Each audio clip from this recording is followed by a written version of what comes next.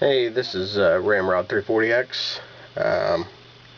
Bringing another one of those instructional videos like I do with full-size cars, but this one's on a smaller one.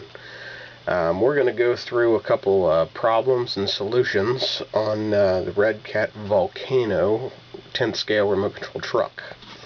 And we'll bring you around here to the truck.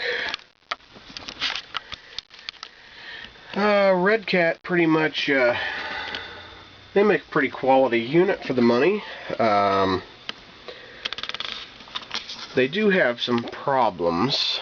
One problem is from the factory they come with the body mounted too far forward. The reason being, this car also comes in a nitro version, and in a nitro version that body has to be more forward to accommodate the motor that sits in the back right over here.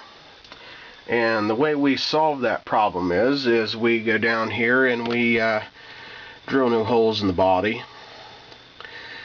And the reason the problem is, when I say it sits too far forward, if you see all these lines right in here, I actually blew this body apart on its first jump ever. And the bumper is way beyond the body. So what we do is we move the holes back, we move the holes forward, brings the bumper right up here by the body, and then when it flexes, it only flexes to there. Now, if you've already broken your body, you shouldn't freak out. There's this neat thing that they call shoe goo. And what you do is you take box tape and you wrap the front of the truck with the box tape. And then if you'll see where I flipped it over here, the little blue spots is where I was actually missing pieces, so I just colored it in blue so it'd match. But if you look in here, I've glued up all the cracks to put the body back together, which actually works out pretty nice. Other than a little mismatch here on the paint, it puts it back together quite nicely. Another problem we run into these is, I've seen a lot of YouTube videos where people are breaking, or not breaking, but bending your front drive shafts and chewing them up around the cups. Good reason for this.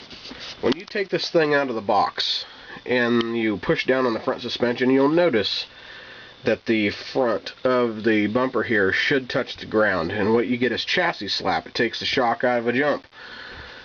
This vehicle does not have chassis slap out of the box because the geometry of the suspension is off from the factory, because my guess is the little Chinese guys putting them together don't really know what they're doing. As you can see with mine, it gets chassis slap. Reason why?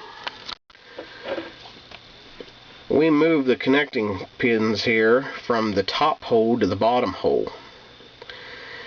And on the inside here, as you can see, that connector went from the bottom hole, which my finger won't fit in there, up to the top hole.